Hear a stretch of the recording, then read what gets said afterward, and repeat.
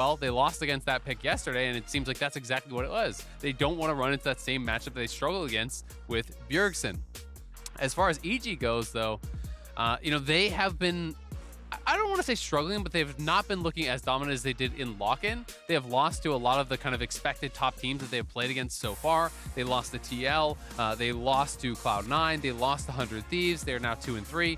Immortals on the other side, sitting at 1-4, of course, almost had that win against CSM. I think that kind of should have been theirs if it were not for some errors in the late game. But they did turn in 25 to 30 minutes of fantastic macro play. So they have been building upon some of their struggles earlier, and I think that they are getting better as a team. So excited to see where they go from here. As the lock-ins come through, Immortals very heavily pushing toward comfort right now. With very limited data, because neither champion is all the popular in solo queue. Corki seems to be very slightly favored into Orianna, another pick where you're picking, and it's fine, you're not like hard counted. It's not like you're picking Silas Malphite, and it's just absurd. But like, Corki's maybe a little bit favored here, and you're just like, look, man, like, PoE hasn't had the greatest season. He's on 5 kills across the entire LCS split. Across 5 games, he's at 1 kill per game. He's your mid laner. Like, that's a really, really low bar, and it's, okay, our game didn't quite work out. I got to pick on a level 7 Lulu once, but like, whatever. Let's try to move past that. Doing on a comfort, and I think he can recover. Like, I do think PoE is a good player. I still have expectations of him. The fact that Immortals had, tied with EG, the hardest strength of schedule, and still come in with a win against 100 Thieves, I can see them turn it back around, and so comfort champions will maybe allow that here. Absolutely, and this is most played all time, over 100 professional games of Orianna play, way back to like the Nashor's Ori and all these kind of funky builds that he became pretty well known for. So definitely going to be really comfortable on the pick. Olaf getting banned out feels like it's getting a lot more priority in picks and bans this week than in the subsequent weeks. I think this is one of those evolutions that we are seeing through Champions Queue and through a lot of the scrims, is that Olaf is becoming really, really popular. People liking the early presence that he can bring, especially in some of these pairings. If you're willing to play an Enchanter, as EG has brought it out at least once, you can do it with roaming smite tops and things like that. Those pairings can look really good. Pairings with things like Orianna can look really good. And it is just super strong at soloing out those early dragons. It's one of the picks that Inspired was really well known for last year also. Udyr, another one, really kind of rising in popularity. So we are seeing these banned out, but it does mean like J4 is up, Xin is up, Trundle is up, really, really standard picks. Lee Sin is up as well. So they are going to have a bit of the pick of the litter here. I wonder if J4 is going to get banned out now by EG, because that's one that a lot of people are kind of concerned about. Instead, they're prioritizing the ban on Xin Zhao, so I would not be surprised to see Jarvan just get grabbed here, by Xerxe. Yeah, Jarvan is the second most played champion for Inspired. Viego the first for Xerxe here, and there's no Viego ban, so we could go for it. We have seen Volibear be an option as well. Not quite the same engage tools you might see out of a Jarvan, for example, if you want to get things started.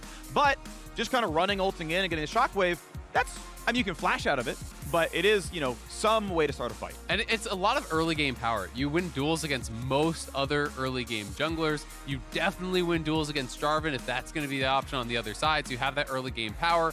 Any sort of lane that has gank assist, the follow-up CC can become pretty darn good. Of course, we saw the Chem Tank build yesterday when Volibear got brought out, and you can just pop Chem Tank, run in, Q flash, stun someone up, shockwave to follow it. So that is an engage tool. There are some options, and it is going to be, in fact, that Jarvan coming out. So Xerxe, kind of, I would say, like foregoing some of the ganking power for more skirmishing power. I tend to think that Volibear is better in these 2v2s and some of the early 3v3s, things like that in the early and mid game. Can have a lot of strength around that E. It's going to be Gragas top. So yeah, definitely a safe blind there. Revenge has been going a lot towards things like Jace in these types of situations. It seems to be, one of his big kind of preference picks. You could go Graves here as well, given that they do have an AP mid. That's a pretty big comfort pick. Interested to see if he's willing to bring out something a little bit more aggressive to play more heavily through sides, or if it's just going to be that kind of standard stuff. Graves or Jace seem like they'd be the most obvious. Graves pulls away as his third pick on the champion, his fifth marksman pick of spring, counting lock-in to Jace's 3 Graves. He's played 1 game of Scion, otherwise he is always on a damage roll. Considering that is how kind of Revenge rose fame in the first place, right? Top lane solo queue is all a bunch of Riven kind of stuff. I think he's actually looked good in this role. I will say, I think he played the best anti-smite top I have seen so far in the LCS. The first 30 minutes of that game against TSM was really good. It was all revenge. His Camille split push looked amazing. The last 5 minutes fell apart, but he played the map really, really well. Split push, the best split push I've seen in the LCS this split. Now, of course, he's against Gragas. That's going to be a different look. But again, his instincts on carry tops were largely very, very good last game. And I want to see more of that kind of coming through. I agree. And I would also give credit to the rest of the team too, because I do think that, playing the split push and playing that kind of back and forth is very much a team game. Graves has been such a popular pick in the LCS, but I haven't felt like really anyone except Whippo has looked like they are the reason that their team is winning the game on it. Yep. It has just kind of been there. Really across a lot of pro play, you're just kind of seeing Graves push in, not necessarily have a massive lead in lane, and then I feel like sometimes not create that much value in team fights either. So I'm going to be interested to see what he can really get out of it, because I do think when you're going up against something like the Gragas is going to have value. This is one of those high expected value champions. Graves, I think, is more hit or miss. And as your last pick, as your fifth pick on red side, you kind of need to get value to really get some worth from playing red side, where blue side is winning most of these drafts with the early power picks. Well, we are onto the Rift. Two teams with losing records, but incredibly different, or difficult, I should say, strengths of schedule. Could easily see a 2-4 end to this one. EG undefeated up until they made the lock-in finals, where they were 3-0'd by Team Liquid. Sadly has not beaten that team since, as they lost yesterday in the regular season as well. Immortals had a rough showing in lock-in, but hey, it's the preseason. Had a really tough strength of schedule, and then nearly had a win against TSM yesterday. Both these teams, I know they can play better than the records currently indicate. I think they are both better teams than the records indicate, but one of these teams still has to lose today. Absolutely, and I do think that EG is the favored team based on what they have been showing.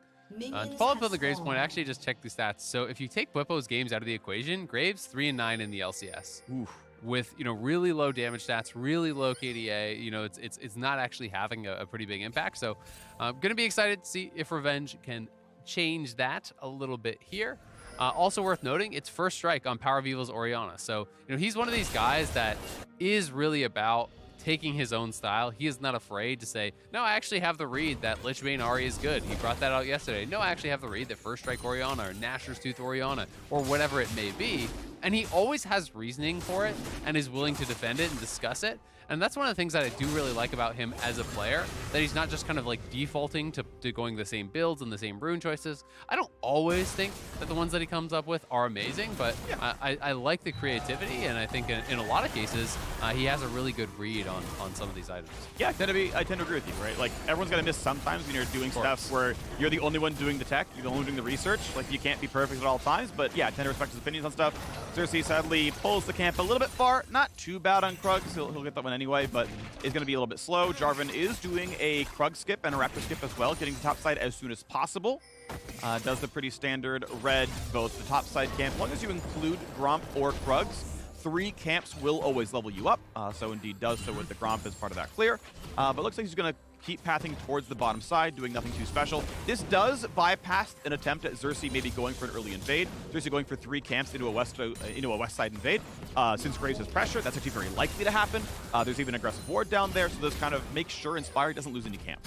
Yep, and you can see that Immortals are paying the respect to this early Jarvan, right? They don't want to get cheesed out by any early ganks. They had that ward that actually just expired near mid lane. They had the ward spotting him on the blue buff. So they had full vision of any sort of early path that he would do towards a gank. If he wanted to go, red straight towards mid, he would have walked by that mid lane ward. If he wanted to go 3 camps towards top, which is also pretty standard when you have gank assist on the Gragas, he would have passed that ward over by the blue buff. So smart early warding here from Immortals stops any opportunity for Inspired to look for those types of plays. Not that he was actually even going for it this game, but those are the things that make a big difference over a long season. These small plays, these intelligent spots that you're warding can really win you games over the long run.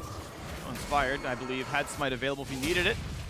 Yeah, got it, no problem. Graves went to go check on him. Checked a little bit too late. A little bit of a play in the bottom side. Vulcan's gonna get with the choppers. Pretty good damage on him. Keep in mind, he did go glacial, so took full damage from the 2-on-2. Dropped pretty low. Gonna chug through his last couple of potions, and he'll be okay. And Destiny actually getting really good glacial value there. Because of the glacial slow, Vulcan actually couldn't walk out before the chomper's arm. And that is one of those things that sometimes you don't always consider. just how powerful it is against champions that do not have a dash. Glacial against Danny is going to be less effective if Vulcan is there to actually lantern him out, but if you go for Vulcan, well, it can be pretty difficult to disengage through that. Yeah, and it looked pretty good. So, Immortals off to a pretty solid, very early lead. I want to point out, Jojopyun is the second highest gold difference at 10 mid laner. He's behind a Blaze Olive because of his 4 kills by 9 minutes in the game they just played. So statistically, Jojopyun no longer #1, but has been a dominant laner throughout the entire spring split. He's still been really awesome in the one-on-ones. It's, of course, everything else where it's been falling off a bit for EG as they are 2 and 3. PoE checks the brush, no one's down there, and just going to chill. I also think there's a little bit of a mind game you can play there. I mean, he's not going to waste too much time. Destiny, he's obviously, it's known that he's missing, so JoJo's playing with respect to that. But I feel like when you're throwing the ball into a brush like that your support is in, it's showing, hey, no one's in here. Like, I need to check if the enemy jungler's there, Those kind of little things sometimes can really trick your opponents into thinking, hey, he really is nervous that we're making a play from this bottom side, therefore it is clear, therefore it is safe. Yeah. And those little things, I think, can be pretty fun to notice and watch when players do them consistently. Solid backstep from Revenge. Gets away from the body slam stun. And neither top laner has burned their teleports just yet, although with no mana left for Revenge, might not get much more pressure. May see him recall pretty soon. Longsword can build into Hullbreaker, as Phage is a required component, so may see the continued kind of Hullbreaker rush we are seeing from ranged top laners. I tend to be a big fan of it. I actually think that it kind of goads you into the right playstyle in the first place, but I think it is really, really strong for these ranged tops, where you become a lot more resilient to ganks when you get 30 bonus armor and MR and get an early health item. Nice attempt to trade down there, forcing the flash away. Vulcan realizing actually the choppers would be too much, but now Xerxe, could stun, could get a lot done, finds a slow as well. Zap's gonna land as well, a play backwards, buys some space, and allows Vulcan to walk away. Glacial plus Flay gets him out. Nicely done. I wasn't sure that they were actually going to escape from that. Given that they forced the flash early and that they were targeting Vulcan, I thought Immortals had the right target selection to pull that off. Now Inspired is in the area. Destiny pushing up here. He has no flash and he is low. Inspired could flash this wall and just EQ him here. They're going to look for the Hex Flash play. Okay, well, that's Volibear E down, and is Destiny an easy target? Of course, again, he has nothing. WildTurtle has Cleanse, cannot save his teammate. Keep in mind, Heal and Exhaust were used by EG in the escape, so part of the reason they lived was the double summoners burned on that escape. Ignite was used in the previous play, so wasn't there to cut that one down. And no one far enough ahead to be attacked. He had no EQ flash from the Jarvan, no kills. Nothing too crazy happening there. Again, Jojo going for these very defensive builds. Yesterday against the Veigar, he rushed the Hexdrinker. Now here against the Orianna, he's again rushing the Hexdrinker. There is a fair bit of magic damage that comes out of Volibear, in a successful kill. 50-50, yeah. Exactly. So, that plus the Orianna, I think that is his read. He's saying, hey, if I'm going to be attacked, it's going to be Ori plus Volley or Ori plus Nautilus, and both of those will be a significant amount of magic damage to actually burst me down. So if your read is that you just need to get to the late game, I think it's fine. But I do also think that there's a pretty big argument for the fact that this is not really that volatile of a lane. There's not, aggressive summoners. And if it is just going to be a farm lane, then getting to your power spikes earlier also has a lot of merit. Right, I'll take it aside just to kind of bring the point out, which is JoJo tends to play lanes really aggressively, and Hexdrinker itself got buffed in 12-3. It's strong, and Ma is also great. Right, so it's like, well, it's actually just like a strong individual item, and if he plays aggro, right, then oh, well, I can trade my health bar for your health bar, force the recalls. If he is farming, to your point, I'd rather see an early more unlock, right? Yeah. So it is well, it's based on what kind of game state we actually get. If he plays up, I think it's just an efficient source of lane bullying, but we'll see what happens. Yep, we'll watch and we're going to see a replay. I guess this was probably just Shockwave. Yeah, oh, nice pulling him in.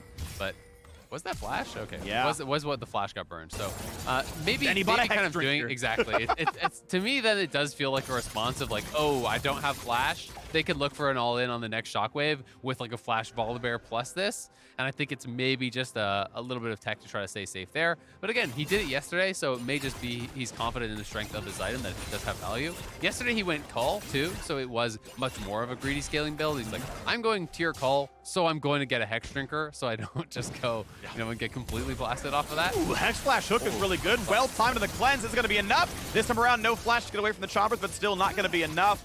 Danny puts some damage back. Vulcan's always going to be all right. Yeah, the Glacial on both sides has just really stopped a lot of plays. There's just these giant slow fields, so the marksman can't really even walk forward through that to kind of follow up on it.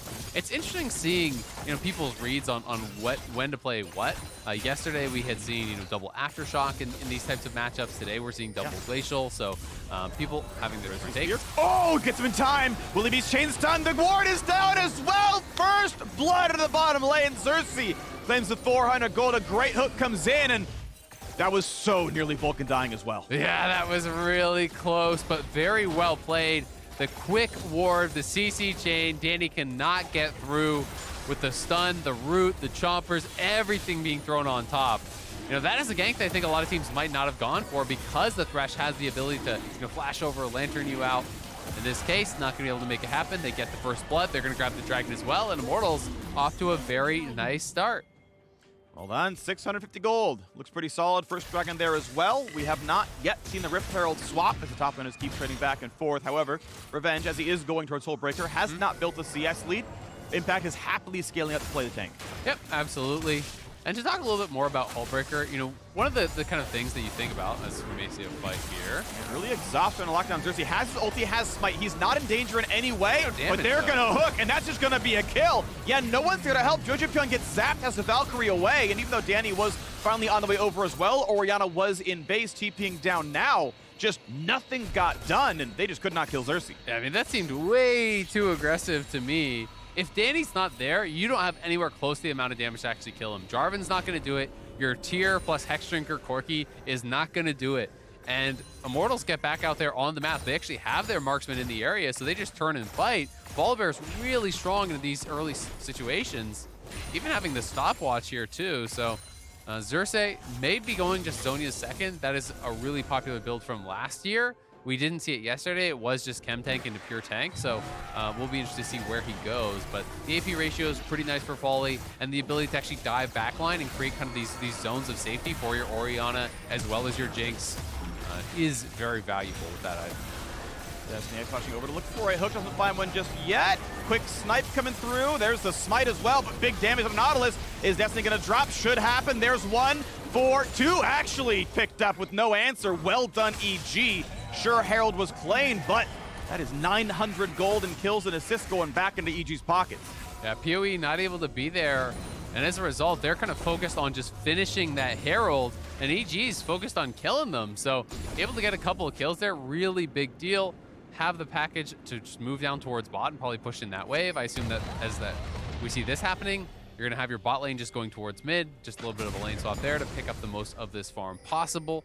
You can see Turtle even going out towards top, so they might want to try to do a swap towards top and utilize the Herald there to get first tower through to that Jinx. Yeah. But a lot of map movement being done off this. EG definitely coming out a lot the better, though, on that trade. For sure, it ties the game right back up, although we will still see Immortals look better on the scoreboard. Their gold lead is pretty small, but it'll more than double with a Herald crash, plus that first dragon. Plenty of time till the second Drake, so we'll see if they're able to play for the next one there as well. I'm expecting Turtle to get a decent chance at the first power spike, but that's a good hook. A lantern back as well, 3v1. Shockwave buys a second. He flashes the safe, rooted in place. Means that Noct's going to follow through. Inspired sets it up. Inspired knocks it down. 350 earned to him. And that is going to be EG feeling good about that mid lane pick. Yeah, that's a huge pick by Vulcan, catching PoE on the pink ward there. If you don't have vision over the wall, that is a really risky ward to clear. PoE walks in, gets caught by the hook. The lantern play sets it up for Inspired. And the timing on the Gravitum root was really nice from Danny as well, because he actually waited until PoE flashed away to then have the root for the guaranteed follow, not expending all their CC and then having him jump away. They're dropping Herald bot. They're looking to dive. First stun. Ulti gonna burn down. Still finds the slow to the tower, but with a defensive TP from Impact, they don't want to go any farther. Herald charge will still come through. I like the attempt that Revenge had picked it up. Gets money onto himself. They try the dive. Force the TP out. Well done, Impact. Ultimately, Immortals don't get more than the expected baseline value of the Herald summon. It was a nice attempted play. I really did like it. Just well answered. Yeah, good flash from Jojo, I believe, getting out of the kind of area damage coming from that Volibear ult, which actually can be quite impactful. That helps to keep him alive. And Revenge now pushing, wants to try to get this last plate down, before a 14-minute mark. Grab that plate, try to cash in on the gold if he can, but it always gets a little bit risky when you're pushing in the face of the Gragas, who can sometimes both knock you in and clear out the minion wave with that same ulti. Yep. But he is able to grab it for himself, and he's going to be feeling good about that as EG look for a top lane play. But minions are going to block the hook. That's going to get him out of the range a little bit, but a dunk comes through. Flash get out. WildTurtle stays alive. Destiny, though, hooked in place. 1v3 for a minute. Is it going to be enough as Volibear comes back in, stuns the front line, hooking back in. The rocket's going to come through. That's a kill picked up. Destiny at one hit, and they can't quite block the rocket, but there's not going to be a kill just yet. And finally, the snipe comes through. 1 for 1 as supports die on both sides. As reinforcements come in, no more fighting. That last rocket able to pick him up and push Turtle back so that Immortals cannot continue the push here. EG going very aggressive. Vulcan looking good on the Thresh, finding multiple plays for his team. Yes, he goes down there, but I still think, getting that kill onto Corki versus getting a kill over on the Volibear, you're going to be feeling much happier about your position in this game. As Impact just kind of happily farming away here. Revenge, going to be hard to kill, obviously, with the Hullbreaker. I mean, the counterplay to range tops is usually attacking them, ganking them. Can't really do that into it.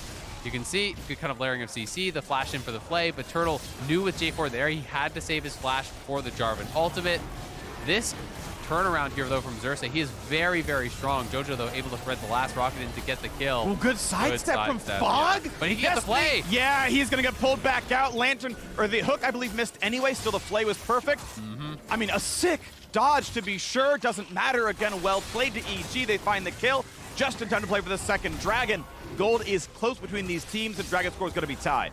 Both these supports trying to stay very active. Vulcan now, Lantern, Hex Flash, he's looking for the hook, no flash. You're so doomed. There is no way out. A hook for good measure. Danny claims the gold. Thank you for the support, but they've found the pick. They've shown back up. PoE ran over, found a shockwave. Actually, just the regular spell damage actually coming across as slow as enough, and they again answer a kill back. So how about in the mid lane? Xerxe can go for the dive. Flash stun goes right in. The shutdown goes to Graves. Ult out when he needs to. Burns a stopwatch first. He has to have that spell, right? Goes to turn up the tower instead to kill Impact. He baits him in.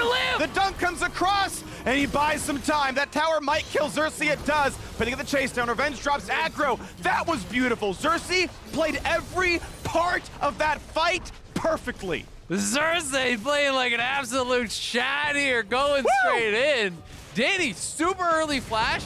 I think most people are like, yep, that's the end of it. Just take that, back it up. He knew he had the move speed to get in there to close the gap. They get the kills, they continue the dive, even getting the tower off the back of that, and PowerOfEvil picking up a lot of kills, a lot of gold in that play. That is a huge swing there for Immortals, who it felt like were starting to fall behind off a lot of these really good proactive plays here from Vulcan.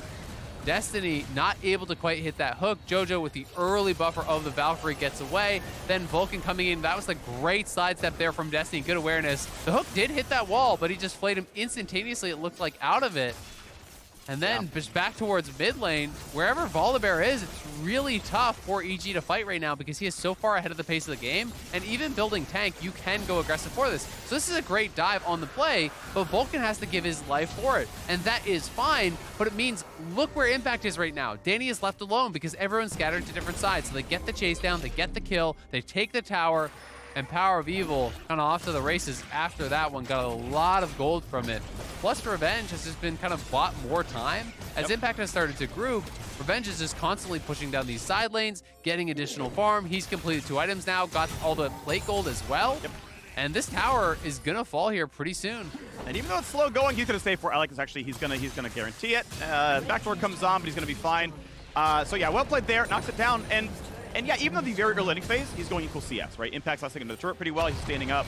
As time goes on, this Graves still always has pressure on the lane. So he can always kill the wave, or then Impact can either not show up or drop the wave.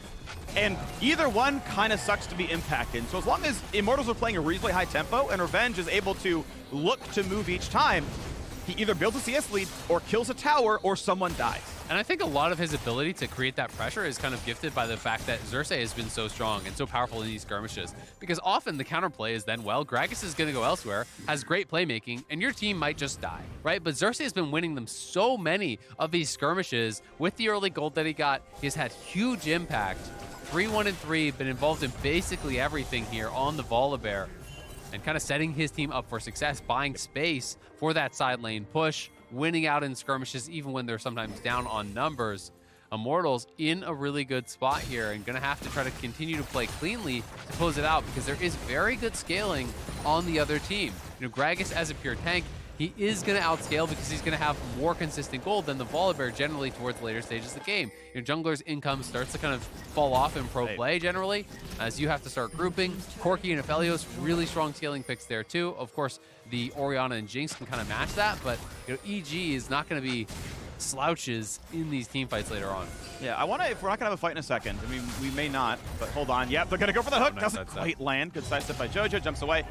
There's actually specific in-game mechanical reasons why junglers get less gold than laners as time goes on. So camps do not scale in gold value at any point in time. Neither do melee minions and caster minions. But not only do cannons scale from 60 to 90 gold, but they go from every third wave to every single wave. So you go from 20 gold per wave to 90 gold per wave from cannons, which means you just earn more, right? Every 30 seconds, there's more gold than before, and unless you're going to poach from your teammates, they're just going to start outscaling. And in pro play, generally speaking, your teammates poach from you, right? Yeah. You know, because that it's more valuable to have additional gold on an Orianna or Corki or a Jinx in the later stages of the game than it is to have it on the Volibear, right? You know, generally you see junglers get to 2 items, and it's pretty rare for them to go beyond that. That's why we saw Gordrinker Xerxe as the 2 items forever, because it was very, very efficient, right? And now, you know, things have changed up a little bit, obviously with the Xerxe nerfs, but yeah, I mean, it's just more valuable to give the gold to your hyper carry. So you start losing camps to your team. You start having to spend a lot more time clearing vision with your support in the later stages of the game, setting up for objectives. That is your role, which just means you can't spend all your time farming. And yeah, you're going to end up being down levels and down gold as a result. Here we go. Dragon number 3 on the board. Either team's second would be here, but Immortals have grouped their entire team. We've been talking about Impact. A scaling tank pick in the top lane should have a good front line, and immediately says, you know, we don't have it. No deep wards to speak of. They do have a mid-wave, and they can look. There's explosive cast. Knocks him right in. Beautifully comboed. Even the hook landed. Every single skill shot comes in, and PowerOfEvil is powerless. But Impact may die. Nah, he's not gonna. The lantern's already there. Well done to Vulcan. He can land hooks on displaced targets. He can get them back out with the Lantern. He's there for everything, and they're pushing in mid lane tier 2 right now as well. Again, they can't find the kill, but on the flank, Graves finds one. Destiny on the way out, staying alive, and now Inspire's being attacked. The 1000 Pierce Bear is in to find his next kill, and it's gonna go over to WildTurtle. The Animal Kingdom on the Immortal side right now. Turtle gets sniped, and it's a crit, and that's not enough for Revenge to get his own. Vengeance will not be had. It will instead be tail between their legs running away. But a slow is in, and PoE is here to finish the job. He needs a snipe, he needs a Q to land, he needs a crit afterwards. And Danny is 1v3. He'll kill a ward to get some vision out of the way. Tries to switch guns out of there. PoE's gonna land the auto attacks and knock him down, and it says to the Graves. And Immortals get the dragon and they get the kills. That was such a close fight. Multiple members on IMT barely staying alive. And I've got to say, this is one of those scenarios where maybe the build from Jojo does change it, because he didn't have his Mythic. He was on the Mythic pieces plus his Hex Drinker. And those tiny little bits of damage, Luden's proc maybe actually changes that. Maybe Destiny dies, maybe Revenge dies, maybe even the Volibear dies, who all at the end of these fights ended up incredibly low. I love the way that Revenge was playing this though, kind of flanking from the other side. His teammates push out the damage dealers. He can go forward and just kind of get a free kill onto the Thresh. You can see Destiny slinking out at the top of your screen with very, very low health. Inspired getting chased down, and then on this play, it looked like it was going to be an absolute disaster instantly, but EG, Danny catching Turtle with the ultimate long range, gets the kill there, and then Revenge being pushed back, Xerxe being pushed back, and like, look at these health bars, maybe the completed Mythic actually makes the difference. It is hard to say, but that's one of those interesting things to talk about in a game like this. As PowerOfEvil gets the respawn, he has the TP flank. Danny does all he can, which is kind of fish for kills on the low HP teammates. You know, you hope that they get greedy for a kill or getting in on the action themselves, and you can pick it up. But Immortals play it smart. They let PoE, that full HP guy, clean it up. He's now on 3 items and is looking really, really good. And the expected value in a team fight from him is going to be much higher than Jojo, who's on 2 plus the Hex Drinker. Impact very little damage. Revenge, of course, can heal back up against it, though. He's just buying time for Jojo. The important part is Corki showing up, and now I'm in danger. He's going to chuckle to himself and realize it's a 1v2. He's going to die, but his team is cross-mapping for the Baron and says, hey, you can follow me, but this is a worthwhile trade. Shockwave, Vulcan's going to be low, flays backwards. Xerxe's on the hunt. Corki's TPing in to die. Is it going to be enough? It's going to be nothing. That is one of the worst TPs I have seen. It's a pause. Do not know what that was, but that back into the game as far as I can tell. Here we go, 23-11 into the game. Now, Revenge died here last time, and he's pretty much guaranteed to do so again. It's a lot done to Jojo! Oh! No, Revenge! Round 2 is so much better! Beautifully done, and now we'll see what else happens. They are staying on the Baron. Is Impact willing to TP in? He's still half HP, still has no ult, and EG are, for now, zoned out. For an angle. 4K health. Destiny dodges the hook. Vulcan walking up. A bit of info on Inspired. The ward spotted there as well. Vulcan gets away after a lantern. Baron resets. Impact TPs after healing up. A 1-for-1 overall. Man, after that pause, Revenge absolutely popped off on stage. I could hear him screaming through my soundproof headsets here. It gets that 1v1 kill. It felt like EG, after that, they were saying, what we need to do is kill Revenge even faster so we can get over there and punish them on this play. And that led Jojo to playing it more aggressively. He closed the gap. He wasn't as patient as he was the first time around. He closes the gap, and Revenge says, thank you very much. I'm the character with the shotgun. Yeah. And is going to be able to trade kills there. So really well done by Revenge. Ends up just being that 1-for-1. That 1 kill, rather, you know, on that bot side. Sure. We'll see where they go from here because Dragon is spawning. I think that's where we're going to be heading next. But now I want to see Revenge with like that calculation meme, you know, where it's just like, you give him 5 minutes, 50 minutes to like replay that. He's like, I could have done that better next time. Like, let me at him again. I'll get it this time. And he does it. How many universes are there? How many possibilities? Just needs a second one, man. Like, that's great. He, like, what's amazing? He got his own Revenge on the same play. That's so cool. Oh, man. All right. Well, packages available. It looks like based on those big flames coming out of Jojo. So I don't know if Immortals want to actually contest this. They are posturing for it, but it is very dangerous to fight into package, and it's difficult to face check through all this poke and PowerOfEvil. That was a close hook. Yeah. Corki package basically signals doom if there is a pick. Destiny over the wall, finds his first hook, but has to be careful. Running out of health rapidly, gets a locket, shield still running away, rockets it decently, but not gonna be a kill just yet. Able to slink away with his health bar, but it feels like EG now have control. They're posturing like they want to push out mid lane, have one person solo the dragon, and try to get Baron control here as well. So they're trying to do a little bit of everything here. Gonna leave Danny down and actually retreat back with the package. So now Vulcan and Impact have to be a bit careful on the other side, but they've cleared out the vision. They utilize that Corki poke to grab themselves the dragon. Well played there, and good peel by Impact, because when Destiny Hex flashes over, he's trying to look for the angle to get on top of the carries to set up the shockwave. So Impact immediately body slams in, prevents that completely, but Immortals are just gonna straight up start the Baron, and now Corki will be forced to TP. Yep. That should be the peel off, I think, with him coming. But they waited out package, so it is less powerful this time for EG. Nice try in the hook. Jojopyun happens to sidestep it. Turtle half health off of the Mega Rocket. I think actually just a basic one. That was just 2 normal rockets there. Thank you, Ludens. Explosive Cast puts in really nobody. Xerxe happened to frontline here as Revenge was able to flash in time. Yeah, Impact tried to get a hit in between. You pretty much have to body slam flash and instantly ult. If you go for the W auto in there or a Q and then ult, you're not going to be able to actually get that. There is time to flash in that window. So Revenge did have that time to flash, able to get out of there.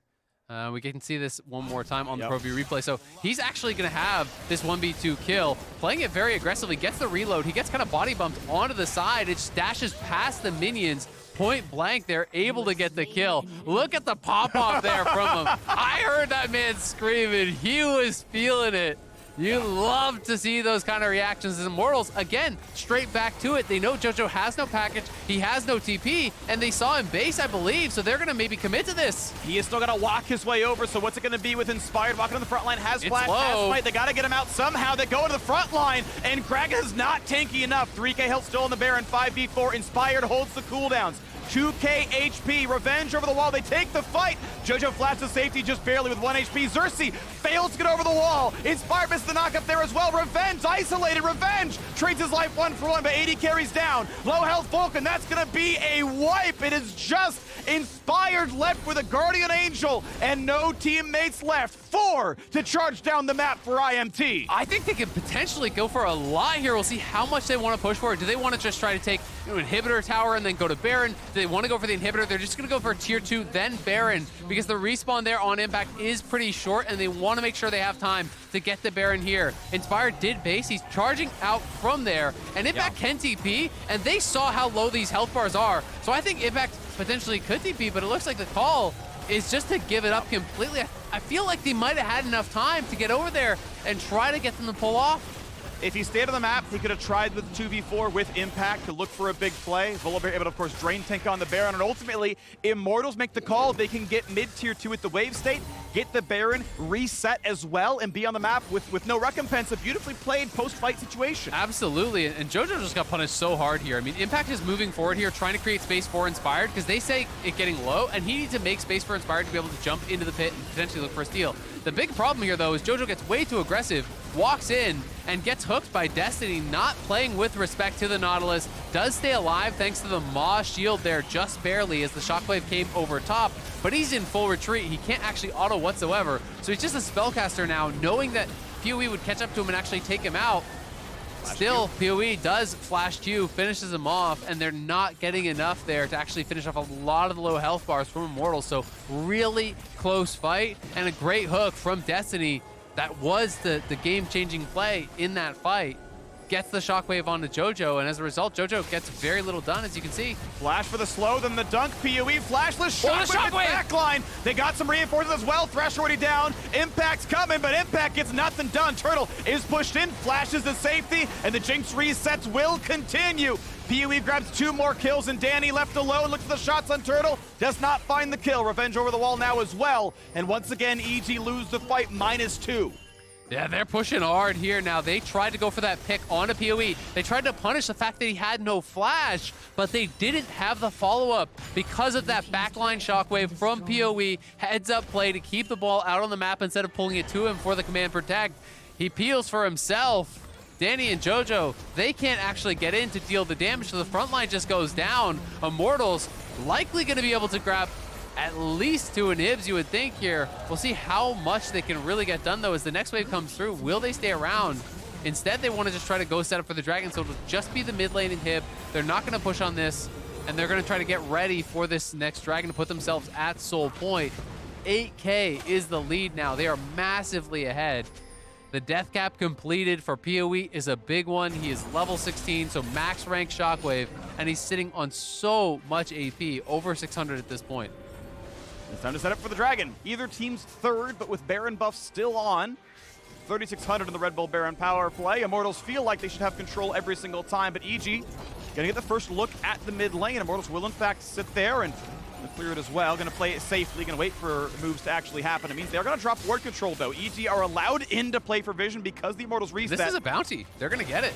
And they're just not gonna play for the objective, which, I mean, surprised me heavily. I don't know if the recalls were really desynced, but that extra gold in the pockets, that is so point now for EG. I feel like Immortals should have been able to play for that, but EG, can they get out? There may still be a team fight.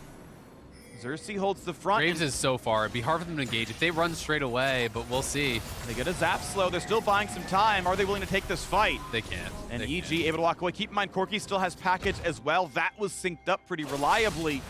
And Immortals actually somehow drop the objective despite the control they had. Yeah, it seemed like they just reset way too late. Either, you know, if you want to stay on the map that long, you should have actually stayed on the map a couple seconds longer and then retreat back to the Dragon and clean it up that way. But their health bars were kind of low, so they wanted to go back to base. And if you base with 30 seconds left, you are too late to actually get the inside track on that pit. Then you're trying to walk in through Corki rockets, which we've seen just doesn't really work. So Immortals not having that proper reset timing, you know, prioritizing getting that damage done on the inhibitor.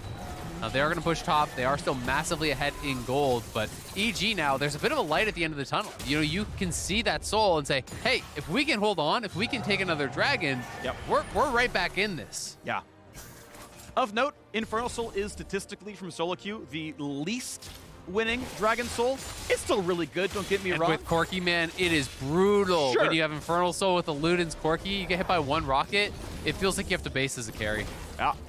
Well, we'll see what he looks like with this one. Looking at lifesteal options, PoE does not have any root into lifesteal right now, or Omnivamp, no runes for it. Jinx may have it in runes, going towards Infinity Edge 4th, so Other than that, not going to be happening here either. So interesting. To check in on the first strike, I was curious how it would be doing. It's earned him 600 gold this game. Not bad. It's done about 800. It's done 874 extra bonus damage. So to compare to Corki, which is really similar, it's basically dead even. Corki got 38 more gold and did about the same amount of damage. So it's actually performed very similarly, which is not what my expectation would have been. My expectation would have been it's harder for Orianna to actually proc this. Yep. But if you have setup, with the Nautilus, with the Volibear or whatever, and you can get that instant round of spells out at the start, well, it goes pretty well for you. Oh, that is a body slam. That is some decent He's damage. trying to buy time for the Corki. And reinforcements. The entire squad heading down, but Revenge just starts deleting the poor man as he's got Infinity Edge. He's got a Lord Dominic's. I believe he's got to finish upgrading the Zeal. He has to finish. He doesn't have enough crit rate now. No crit damage yet, but honestly, getting the raw AD is better than the attack speed on Zeal, so I actually don't hate this build path. Yeah. Because you're stuck on item slots anyway. This is one of the cases where the 40% crit IE is actually probably correct. Yeah, I think it does make sense if this is your read that you're going to go Zeal plus IE. Building at this stage in the game, the flat AD, I do agree, is more important than completing the Zeal and then just being stuck on a BF but not being able to buy the other components. Yeah. So I think it's totally fine. Going to be really, really strong at this point. Graves is not really to be messed with. I mean, he's on 5.5. Impact's on 3 in pieces. So he's definitely pretty far behind in terms of gold. Closing in on that kind of 100 CS deficit. Revenge has been hard pushing in the side lanes. Talked about how ineffective Graves has been in the LCS besides Whippo. But Revenge is really kind of making me eat those words. He's been great throughout this game. Has had side lane pressure. Gets that 1v2 kill out of the remake. And really has been looking strong.